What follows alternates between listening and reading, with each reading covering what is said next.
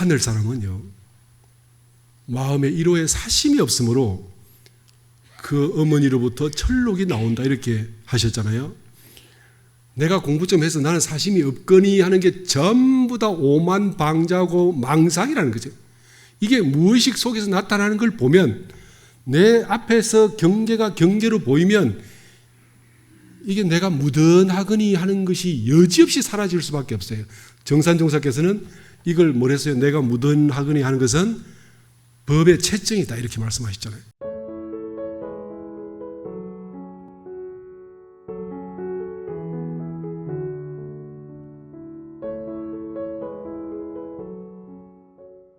오늘 제목은 하늘 사람과 땅 사람이라는 대종사님의 말씀을 빌어서 말씀을 드리겠습니다. 대종사님께서 수행품 35장에 그대들은 하늘 사람을 보았는가 이렇게 시작하는 말씀이 있죠. 그래서 사심이 없어야, 그래야 철록이 나온다 이런 말씀을 해 주셨습니다. 어린아이들은 1호의 사심이 없으므로 어머니를 통해서 그 철록이 나오게 된다 이렇게 하셨고, 우리 수도하는 사람들도 사심이 끊어지면 무량한 한없는 철록이 나오게 된다 이렇게 하셨죠. 제가 이제 공부를 하면서 보니까 사실 마음이라는 게 전부 다 이제 경계를 대해서 나타나는 작용들인데, 이제 우리가 그 거울 이렇게 이유를 들면서 마음이 거울이다 이렇게 하시잖아요. 그래서 마음이 경계를 비추는 거울이다 하는데, 공부를 해보니까 경계 역시 마음을 비추는 거울이다.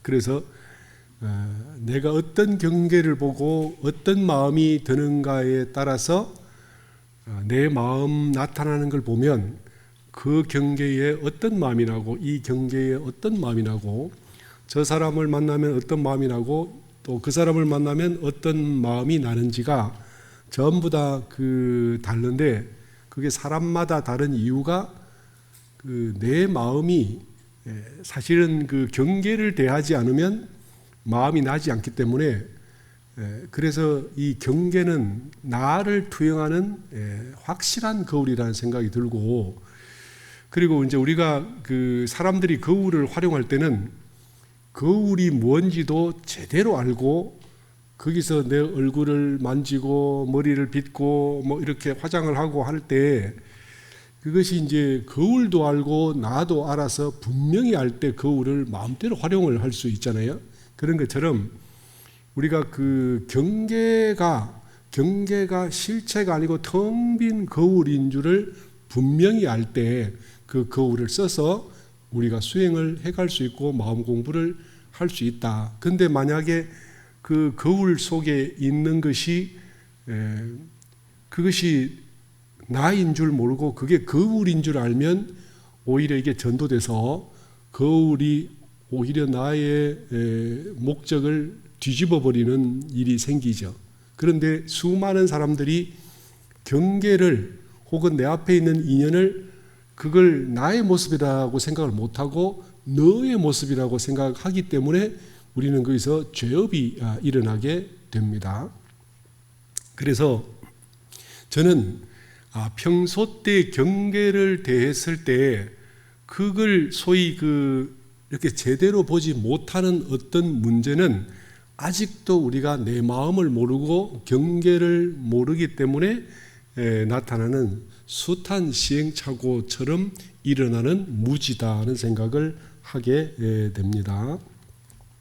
그래서 내가 거울을 보고 어떤 생각이 드는가에 따라서 사실 그것이 현재 나의 미래를 결정하기도 하지만 나의 다음 생도 그것이 결정을 하게 되기 때문에 내가 대종사님 말씀이나 부처님 말씀을 보면 과거를 알고 싶거든 현재 나의 모습을 보면 될 것이요, 미래를 알고 싶거든 현재 내가 짓는 바를 보면 된다 이렇게 말씀을 하셨지만, 거꾸로 내게서 일어나는 마음을 보면 과거도 알고 미래 내가 어떻게 될지도 알겠다 이렇게 되는 거죠. 그러니까 사실 이 우리의 경계는 나의 현재 모습을 비출 뿐만 아니라 나의 과거와 미래를 다 통틀어서 비추게 되고, 나는 마음을 이기려고 애를 쓰는 그 마음은 미래가 조금씩 좋아진다는 말이지만,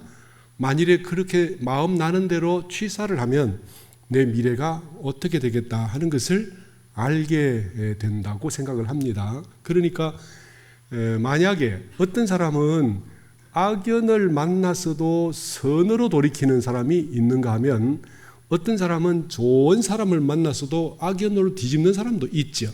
사실 이게 쉬운 일이 아니기 때문에 우리가 저마다 거기서 힘든 과정과 온갖 업을 지어가게 되고, 그렇게 이제 나의 실력을 볼 때 훌륭한 사람을 만났는데도 나는 그 사람과 나쁜 인연을 맺는다면 내가 실력이 이만밖에 안 되는구나, 그리고 앞으로 내 미래가 어떻게 되겠구나가 적나라하게 보이는 것이고, 남들이 다 시비하는 사람에게 내가 은혜가 나타난다면, 내가 복을 지을 만한 사람이 된다면, 혹은 내지는 다른 사람이 다 시비하는데 내 눈에 그 사람이 좋아 보인다면, 그러면 나는 그 사람과 관련해서는 반드시 다음 생에 복을 일으키겠다, 이것이 그대로 보이게 되는 것이죠. 그러니까 평소 때 내 머릿속에 혹은 내 가슴 속에 일어나는 어떤 생각과 감정들을 보면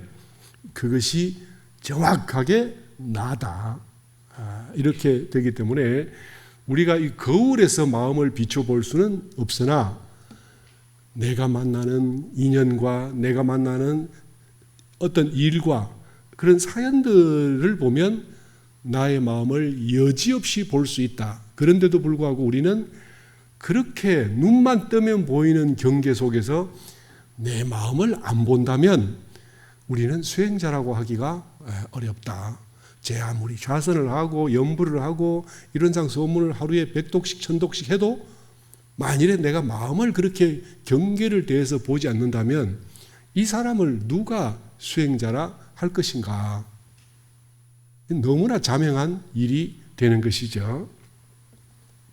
그래서 경계에 따라 일어나는 평소의 나의 생각을 저녁 일기 시간에 한 번만 돌이켜 본다면, 그렇다면 나를 본다라고 말할 수 있는 거죠. 그러니까 대종사님께서 일기 시간을 두시고 일기 과목을 정하신 것은 단지 내가 해냈던 어떤, 물론 이제 죄복을 결산하고 이런 것도 있지만, 수행자가 자기 모습을 돌아보게 하는 중요한 수행의 방법이라는 것을 말씀을 드리겠습니다. 두 번째로, 평소에 길에 다닐 때 보이는 것들이 있죠. 머릿속에 나는 생각뿐만 아니라, 예를 들면 내가 어느 장터에 갔는데 다른 사람은 팥죽이 보인다. 이렇게 배가 고프면 팥죽이 맛있어서 보인다. 어저께 바자회 했잖아요. 그 바자회, 오늘도 물론 지금 하고 있으면 애를 쓰고 계신데, 그 바자회에서 저는 이제 그 가서 장터국밥 한 그릇 먹고 왔습니다. 그런데 거기서 뭐가 보이는가? 분명히 자기가 좋아하고 자기가 선호하는 것들이 탁 눈에 이렇게 들어오게 되잖아요. 근데 정말로 덕인이고 도인인 사람들은 그 파는 사람들이 보이고 애쓰는 사람들이 보이고, 그렇게 하면 이 사람이 성자죠. 그런데 내가 맛있는 것만 사야 되겠다 이러면 이제 이게 주인공이 나로 바뀌고 성자는 아니에요. 그죠? 근데 어떤 사람이 장 파는 게 비싸다, 맛 없다, 싫다 이렇게 되면 어떻게 됩니까? 이제 중생으로 돌아오게 되는 것입니다.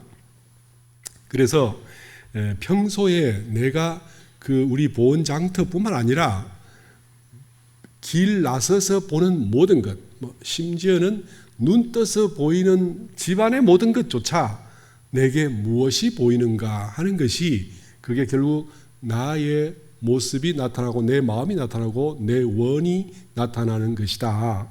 그렇기 때문에 우리는 일체 경계, 집만 나서서 보이는 것들이 전부 다 나의 모습이다.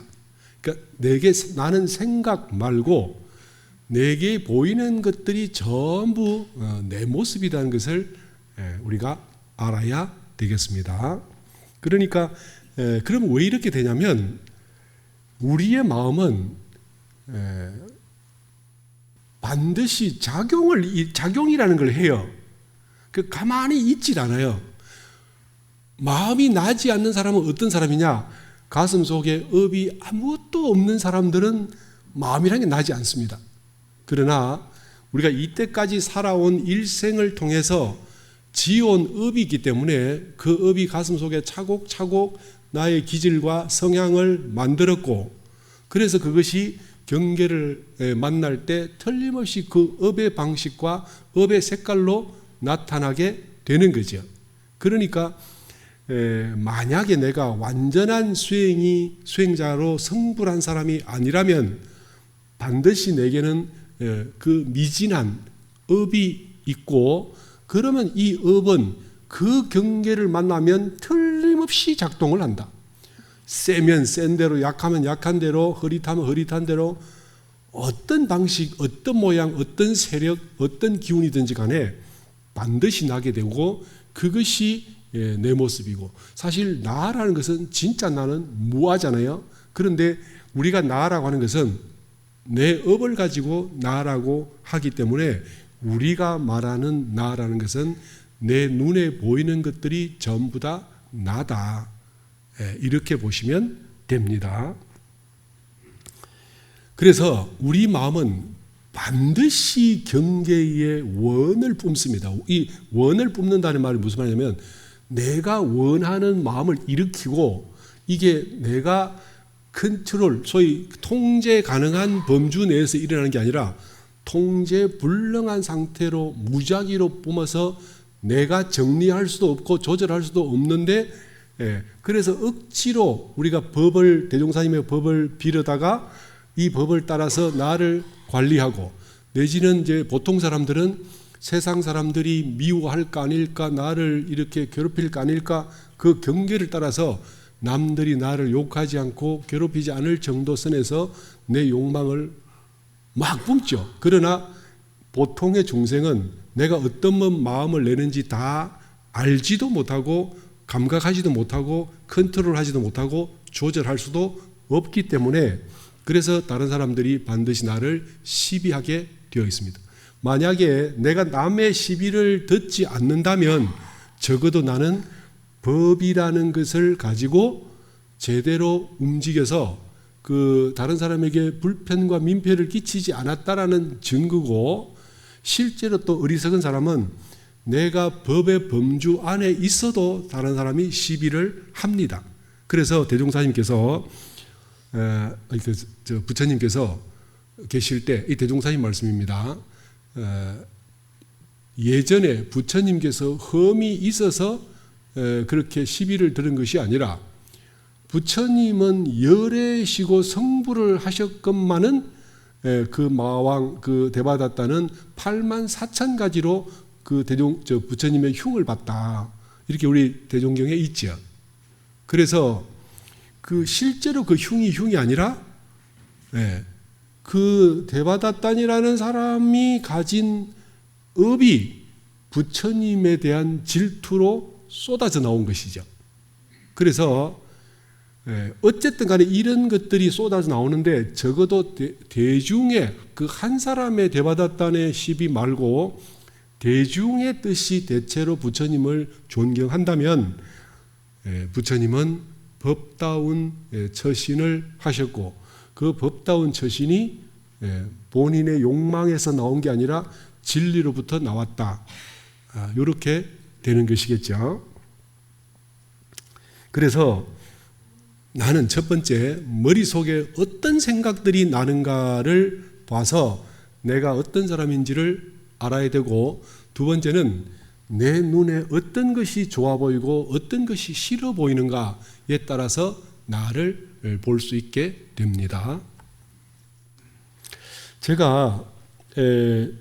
저는 사실은 그 수행자로 사는 동안에 꿈속에서 이렇게 많이 선몽을 해주시고 그 꿈을 따라서 수행을 많이 해왔어요. 이게 꿈이라는 것이 사실은 우리가 보면 뭐 이상하게 아무 현실과 관계 없는 것 같지만 우리의 무의식의 표출이고 또 혹은 이렇게 성장하고 싶은 이 성불의 목적을 향해서 나아갈 때 그 원이 뭉쳐서 기운이 되고 그 기운과 응하는 소위 그 성자들 내지는 음계의 가르침이 꿈으로 나타나는 경우도 있단 말이에요.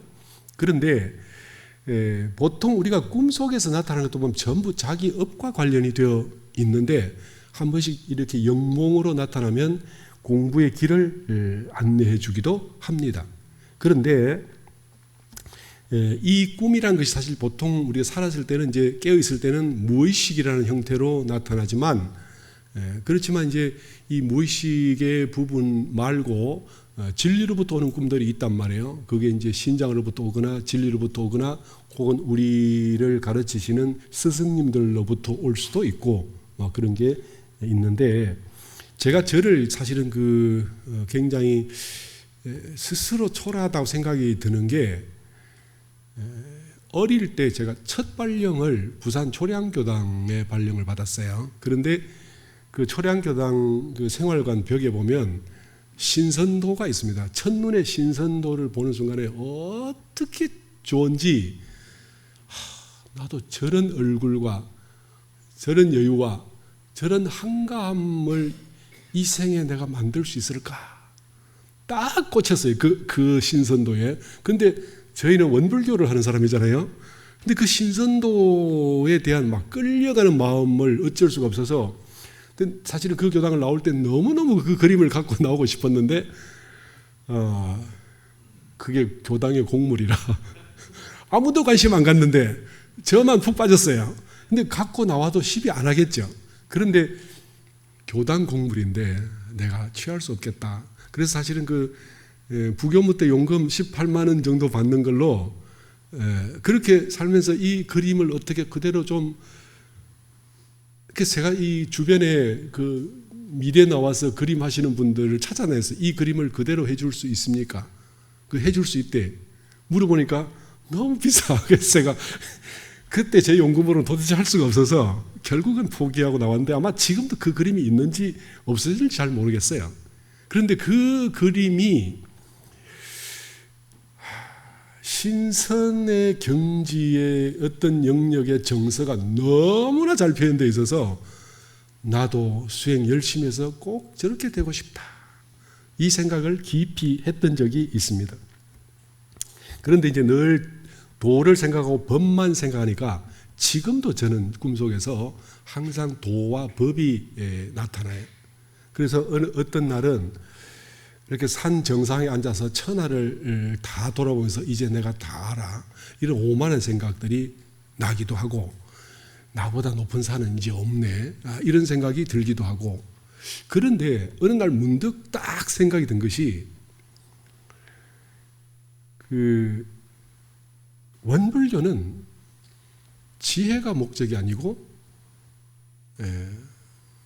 사람이 목적인데 내가 지금 환상에 빠져 있다 하는 생각을 하게 됐습니다. 공자께서 지자는 산을 좋아하고 인자는 물을 좋아한다 이렇게 하셨죠. 이제 그렇게 해놓으니까 수많은 사람들이 지자 요산이요 인자 요수다 이런 말을 많이 갖다 쓰잖아요. 저도 그것이 공자님의 말씀은 진리라고 생각을 하고 살았어요. 틀린 말씀은 아니죠. 그런데 제가 이 지혜에 꽂혀서 지혜, 진리, 깨달음, 성리 쪽만 빠져서 살던 어느 날 대종사님의 가르침은 사람이다 하는 생각이 들었고 공자님 말씀이 틀린 것 같다는 생각을 하게 됐습니다. 지자 요산이요 인자 요수가 아니라 지자는 요 산수요 인자는 요인 요세 세상이다. 이렇게 가는 게 더 맞지 않을까? 정말로 이 대종사님은 의지시기 때문에 세상을 위해서 사는 것이 그게 의지인 거 아닌가? 혼자서 산에 가서 산을 즐기고 물 흐르는 걸 보고 물을 즐긴다는 게 그게 인자인가? 제가 꿈꾸던 그 신선하고 딱 맞는 소위 그 프레임이잖아요. 그게, 그죠? 그래서 이제 한편으로 생각할 때 공자님 말씀이 틀리지는 않을 건데, 그러면 그 물이라는 것이 많은 중생을 살리고 천지 이렇게 수목을 키우고 그 다음에 산과 수많은 그 짐승들이 살아갈 수 있게 해주기 때문에 그래서 이걸 그 인자에 비유하셨나 하는 생각을 했습니다. 그런데 그 말씀이 옳아도 저 같은 어리석은 중생은 지자 요사녀 인자 요수라고 말하면 못 알아듣는단 말이에요.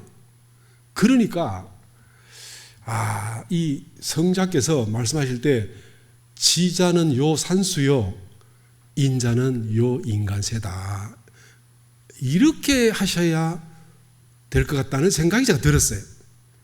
근데 왜냐하면 제가 안 되는 부분에서 굉장히 힘들어하고 내가 어떻게 사실은 이제는 지혜가 아니라 사람들에 대한 소위 헌신과 뭔가 이 사랑과 어울림과 이런 걸 향해서 나아가야 되는데 출가해서 이때까지 진리만 바라보고 살았기 때문에 제게 습관 들어있지 않는 이 어짐과 덕을 이걸 내가 어떻게 키우나 제가 눈물이 나더라고. 이 부분에 나는 대종사님께서 시키신 대로 출가했을 때부터 했으면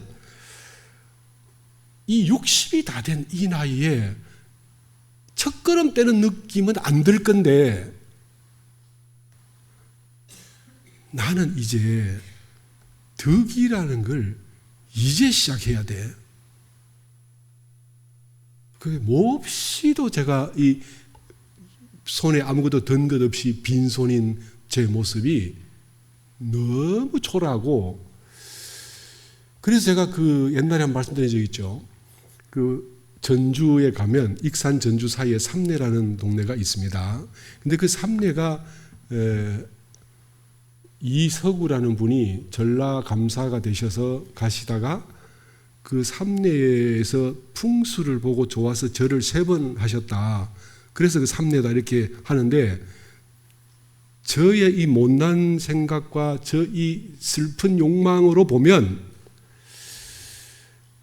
그분은 그 삼내에서 봤을 때 사방이 농토예요. 수많은 중생이 그 땅에 의지해서 수만 년을 살아갈 수천 년을 살아온 그 중생들의 소위 밥줄이 되고 그 먹고 사는 민생의 뿌리가 됐던 그 농토를 보고 감복해서 절했을 거다. 저는 그런 생각을 한번 말씀드렸잖아요.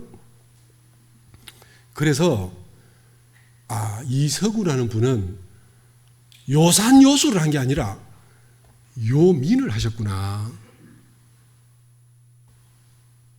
그러니까 저는요, 그분은 그 이후에 계속 태어나면서 크게 부자가 됐겠다. 백성들이 그렇게 잘 살 수 있도록 만들어준 그 땅에 대해서 감복하셔서 절을 하실 정도니까 이분의 가슴 속에 소위 목민관으로서의 그 어떤 그 덕과 어떤 사랑이 그 삼내라는 흔적으로 남아있잖아요. 물론 지금은 농토가 먹여 살린다고 할 수는 없지만 그래도 농토는 여전히 수많은 사람들에게 은혜의 기초, 뿌리가 바탕이 되고 있습니다. 그런데 요산요수하는 사람은 뭘까? 지 혼자서 아름다운 봉우리 밑에 조그마한 한떼기 밭을 해서 자기 먹고 살면서 진리를 즐기는 자 이렇게 되잖아요. 그 공자님이 이거 말씀 좀 잘못하셨죠. 틀린 건 아니지만 보통 사람들이 알아들을 수 있게 하셨어야 된다고. 그 대종사님께서 참으로 도를 가진 사람은 산에서 까마귀나 뱀을 부리는 게 아니라 대중 가운데 내려와서 사람의 일을 한다 이렇게 말씀을 하셨잖아요. 지혜를 닦는 게 물론 쉬운 일은 아닙니다. 어렵고. 그런데 지혜의 길은 하나의 지혜가 열리고 하나의 그 어떤 이치가 알아질 때마다 가슴 속에서 머릿속에서 뿜어져는 희열이, 저는 그 맛을 알아요. 일생 그걸 찾았고 그걸 하나 얻을 때마다 제 속에서 일어난 그 기쁨, 그 수많은 자잘한 기쁨부터 가슴이 확 터지는 그런 지혜가 열리는, 천지가 쑥, 예를 들면 막 손 안에 들어오고 이런 기쁨이 올 때도 있어요. 그럴 때는 그게 한 일주일씩, 열흘씩, 한 달씩 이렇게 갑니다. 그러나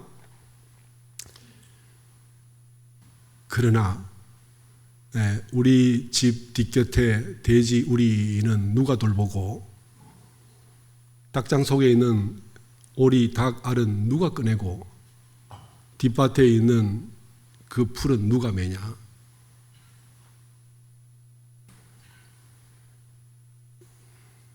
이게 제가 왜 이 모양이 됐냐. 이제사 교도님들께 뭘 드려야 되는데 저는 맨 산만 보고 살았어요. 그래가지고 교도님들의 원하시는 걸 제가 많이 들어요. 그러면 이분을 위해서 기도해 드려야 되겠다 하는 의식 속에서는 돌지만 꿈에는 안 나타나. 제 꿈에서 우리 교도님들의 이야기를 어떻게 해결할까 해야 되는데 제가 그게 안 돼요. 그러니까 제가 이 강남에 사는 게 내가 강남이라는 교당을 감당할 수 있나 하는 생각이 제게 들어요. 이 교당에 살면서 교도님들의 지혜를 열어주고 원하는 복의 문을 함께 열어가야 되는데, 이게 이제 저는 그런만 하는 사람, 오히려 우리 교당 교도님들을 보면 저보다도 더 그 집 잘 안 됐어요, 이렇게 되면 좋겠어요, 저보다 더 절절하신 것 같아. 교무보다 더 절절한데 제가 교무예요, 그분이 교무예요. 부끄러운데 말을 하기는 좀 말을 못하죠. 그게 공식적으로 법회 때 말씀드리는 겁니다.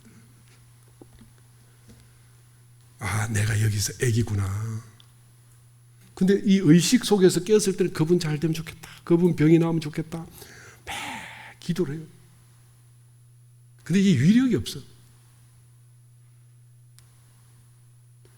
그래서 저 같은 교무가 혹시라도 강남에 발령받으면 교도님들이 전체 합쳐서 함께 기도해 주셔야 돼요. 저는 제가 힘이 약하기 때문에 우리 교도님들이 힘을 함께 모아주셔서 우리 교당 다니시는 모든 교도님들의 가정에 은혜와 복이 생겨서, 급하신 분들부터, 우리 개모임 하면 이렇게 급한 사람부터 개를 먼저 타가잖아요, 그죠? 그런 것처럼 우리 교도님들의 의지와 이 어떤 이 은혜, 이 보온의 힘이 다 모여서 급하신 분부터 먼저 해결되도록 그렇게 함께 빌어가시게요. 그렇게 해야 저는 될 것 같아. 교무가 그쪽 공부를 안 해서 대종사님 가르친 걸 몰라서 엉뚱한 짓 하고 한쪽으로 치우쳐서 이제 드리는 참회 기도하고, 그래서 교도님들께 힘을 부탁을 드리기도 하는 것입니다. 이게 제가 제 꿈 속에서 보면서, 꿈에 보면 그게 보여요. 지혜는 늘 나타나요. 궁리하는 것도 보이고 평소 때 의심 걸었던 것들이 꿈에도 나타나서 이게 열려주기도 하고 이런데, 이게 결국 뭐냐면 이 오인원이라는 사람이 생겨 먹은 것이 결국은 제 지혜 구하는데 그냥 연연해서 살아온 일생이었다는 생각을 하게 됩니다.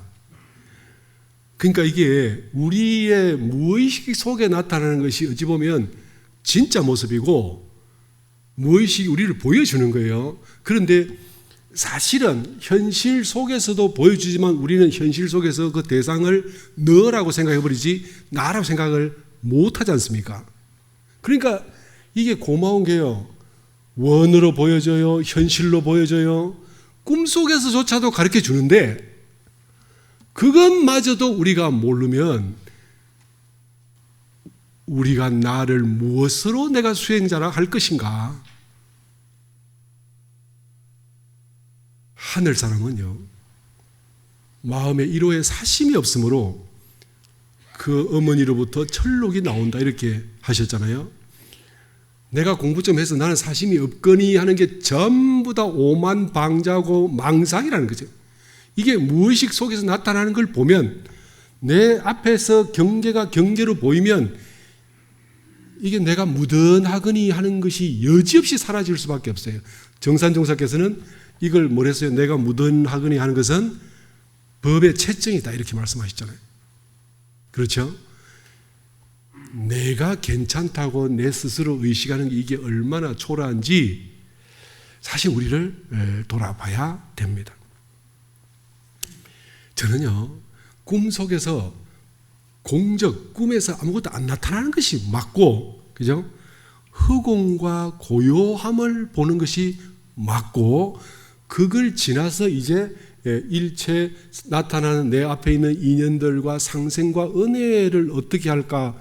이게 보여야, 그래야 우리가 불보살로 나아간다라고 생각을 합니다. 못나서 내 앞에 있는 자를 어떻게 괴롭힐까? 우리 중생의 마음속에 이런 게 있잖아요. 그러니 대종사님 앞에 가서 어떻게 얼굴을 들겠냐고. 제가 우리 강남교당 교도님들을 보면 확연하게 다른 세상 사람들보다는 덕과 은혜가 깊다는 것을 느낍니다.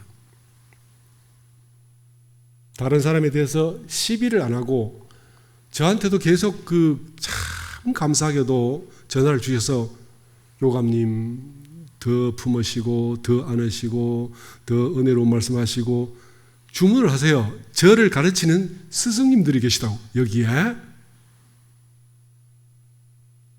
제가 부끄럽잖아요. 그죠? 진리 연마 조금 했다고 그걸로 스승이라 하기는 그러니까 오리 키우고 닭 키우고 텃밭 매는 그 사람들이 실제로 소위 불공의 공덕을 일으키는 사람이지, 좋은 산수에 앉아서 그 맑은 가운데 스스로 이렇게 즐기는 사람을 누가 도인이라 하겠냐. 진짜 도인은 대중 속에 있는 사람이다. 이 말씀이 제가 역력히 들어오죠. 평소 때 우리가 이 소위 도인이 되고 덕인이 되기 위해서 늘 담담한 마음을 길들여 가야 되고, 주위에 하찮은 일, 하찮은 어떤 인연, 하찮은 물건이 나타났을 때 내 마음이 거기서 따라 일어나는지를 여실히 살펴서 그게 덕을 위해서 일어나는가, 지혜를 위해서 일어나는가, 이 소위 분별, 소위 이 시비를 위해서 나는가, 감정을 위해서 나는가, 이거를 자꾸 대줘야 되잖아요. 감정을 위해서 나면 나는 무조건 간급이다. 그죠? 시비 분별로 나면 전도가 가시밭길이 끝이 없다. 앞으로 계속 갈 거다.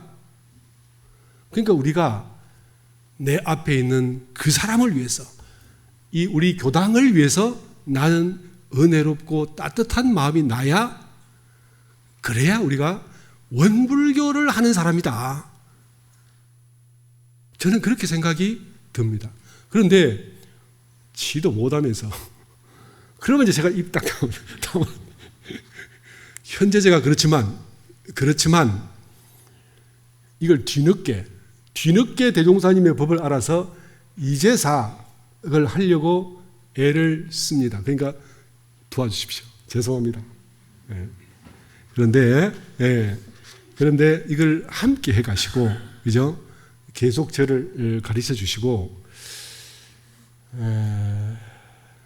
그래서 이제 대종사님의 뜻이 가슴 깊이서 나올 수 있도록, 꿈속에서도 대종사님의 뜻이 나올 수 있도록 눈에 볼 때마다 항상 상생으로 사원으로 나타날 수 있도록 원하는 바가 진급하고 중생 건지는 것이 될 수 있도록 이렇게 우리의 목표와 꿈을 잡아가면 그러면 우리는 대종사님께서 어때요? 안 보셔도 믿어주시고 안 봐도 인정해 주시고 진리의 기운을 저절로 타게 될 거다. 이렇게 생각을 합니다. 일상에 내 마음이 욕망에 주하면 그거를 속계, 세속이라고 그래요. 그죠? 그리고 일상이 고요에 주하면 선계, 신선계입니다. 그러나 일상에 주한 바 없이 모든 경계마다 주한 바 없으면 경계를 대해서 보온과 은혜의 마음이 나기 때문에 이런 분을 우리는 불계에 산다 그러고 부처님이다 한다고 저는 생각을 합니다. 그래서 대종사님께서 그대들은 하늘 사람을 보았는가 라고 할 때 하늘 사람이 어떤 사람인가? 이런 사람이다. 그래서 내게 현재 주어진 업이 어떻고 인연이 어떻고 현재 내 처지가 어떻든 간에